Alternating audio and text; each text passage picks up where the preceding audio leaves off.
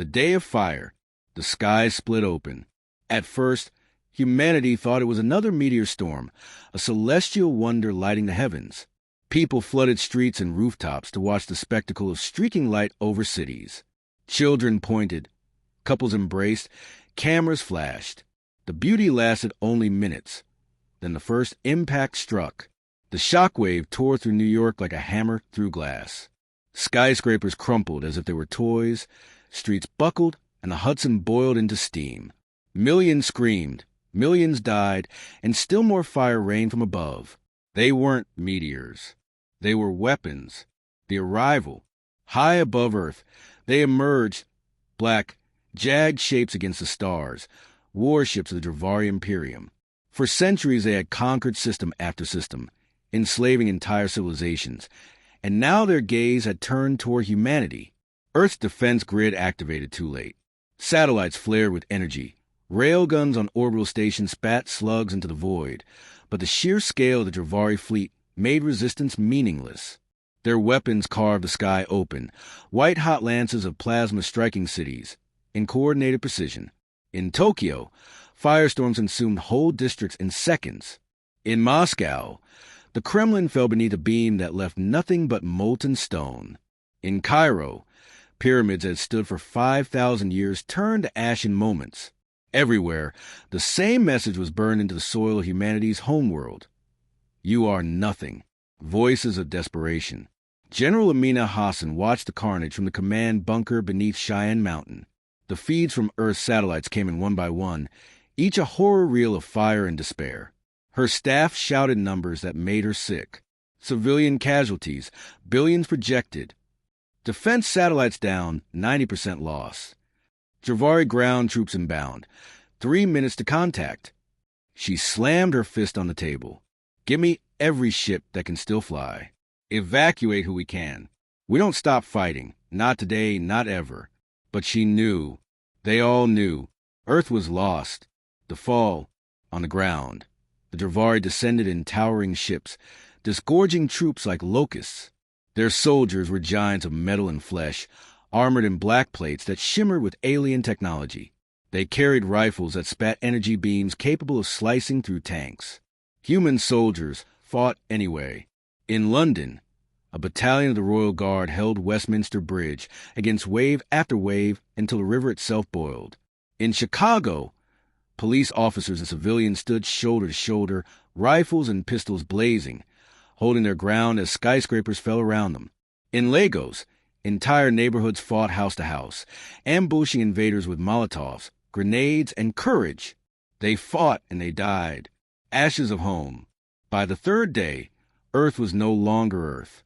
Smoke covered the planet in a shroud. So thick the sun was a dull red ember in the sky. Oceans boiled along coastlines where plasma beams struck. Forests that stood for centuries were nothing but charred billions lay dead.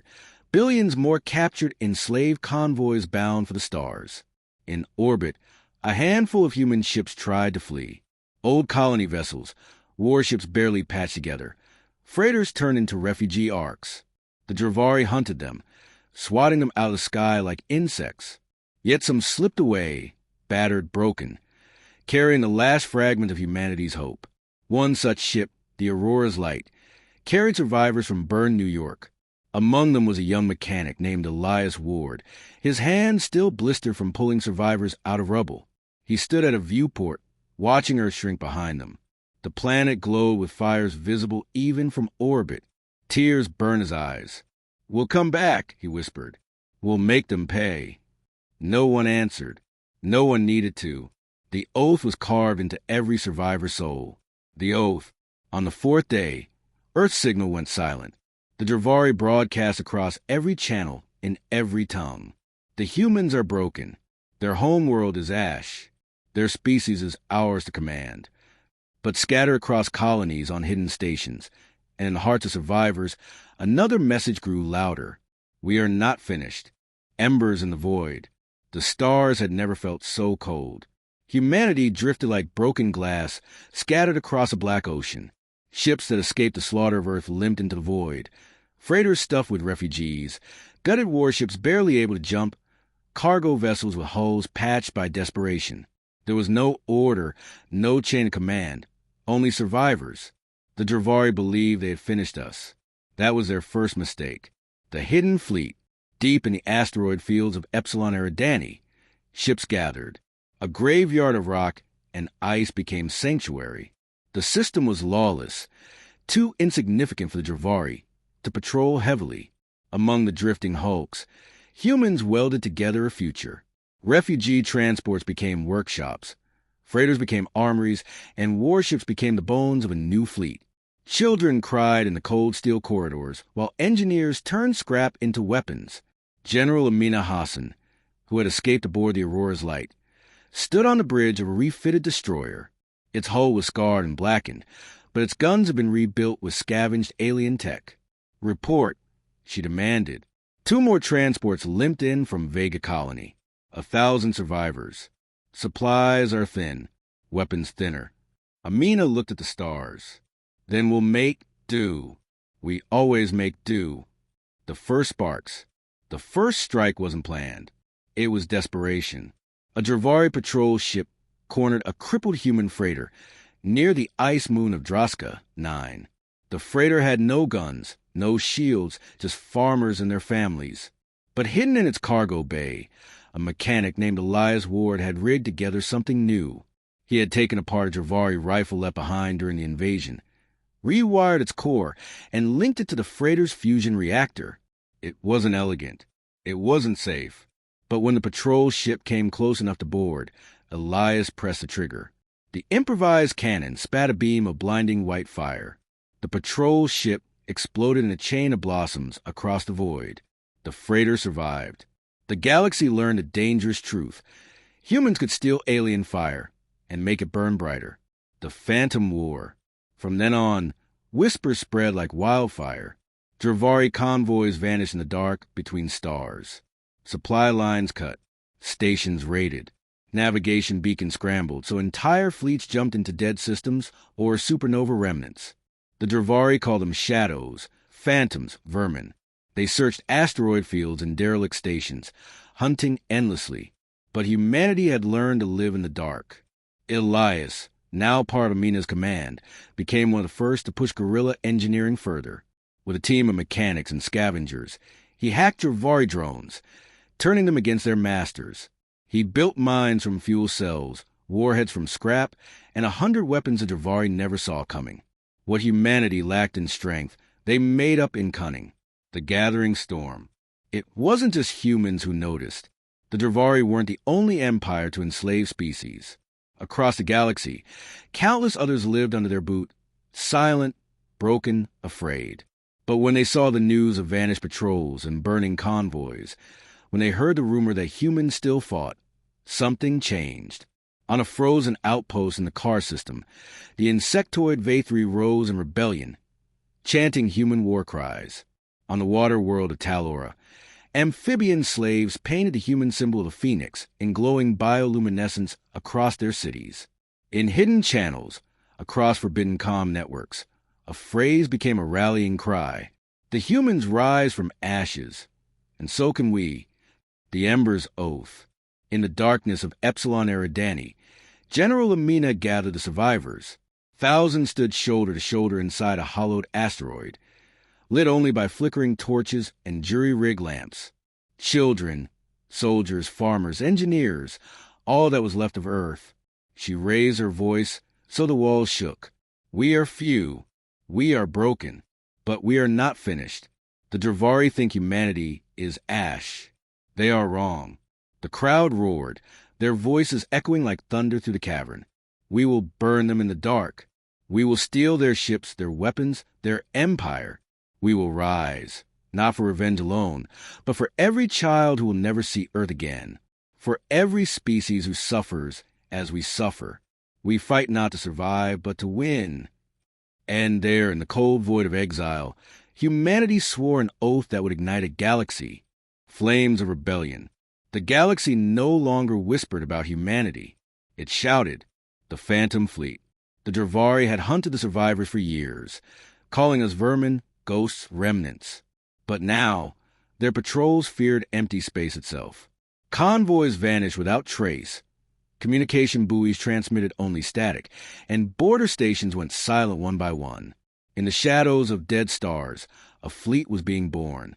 The Aurora's light, the Scar destroyer that once carried refugees, now bore the emblem of the Phoenix Armada, a bird of flame rising from broken chains. Beside it flew captured Dravari frigates, their markings burned away and replaced with human steel. Civilian freighters had been armored, bristling with scavenged cannons. It wasn't a proper fleet. It was a Frankenstein's monster of ships. But to the Dravari, it was death itself. Strike on Vera 7. General Amina Hassan chose their first true target carefully. Vera 7, a mining world at the edge of Dravari territory. It was the heart of their resource lines, rich in plasma or that fueled their warships. The plan was madness. A fleet of barely functional ships against one of the most fortified mining colonies in the sector. But madness had become humanity's weapon. They struck at dawn, when the planet's defense grid rotated toward the far hemisphere. Hacked beacons tricked the orbital guns into firing at their own patrol ships. Cargo freighters, disguised as slave transports, drifted in unnoticed until their hulls split open to reveal hidden strike teams. Elias Ward himself led the infiltration, armed with his latest invention, a stolen Dravari drone swarm, reprogrammed to hunt their own masters. When the skies erupted in fire, the slaves of Vera, 7 Vathri, Talorans, and dozens more, rose in unison. They smashed their chains, armed themselves with stolen rifles, and poured into the streets, chanting the human cry, "From ashes rise." By the time the Phoenix Armada withdrew, the colony was free. For the first time in centuries, the Dravari lost an entire world. Not to another empire, but to those they had thought broken. The spark spreads. Rebellion spread like wildfire. On the gas giant moons of Kesari, slaves poisoned their Dravari overseers. On the fortress world of Ulthar, human saboteurs disabled the planetary shield long enough for rebels to storm the command towers. On half a dozen fringe colonies, ships flew new banners. Phoenixes painted in flame and light. The Dravari Senate called a plague a cancer, but fear crept into their voices. For the first time in living memory, their fleets were stretched thin, their control fractured, and everywhere, one word carried across the void like thunder: humanity. A galaxy awakens. The rebellion was no longer just human.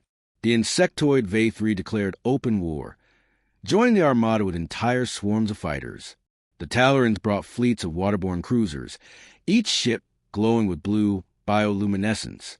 Even the stone-skinned Orishar, who had never risen against the Dravari in thousands of years, pledged themselves to the humans who had defied death. Humanity had become more than a people.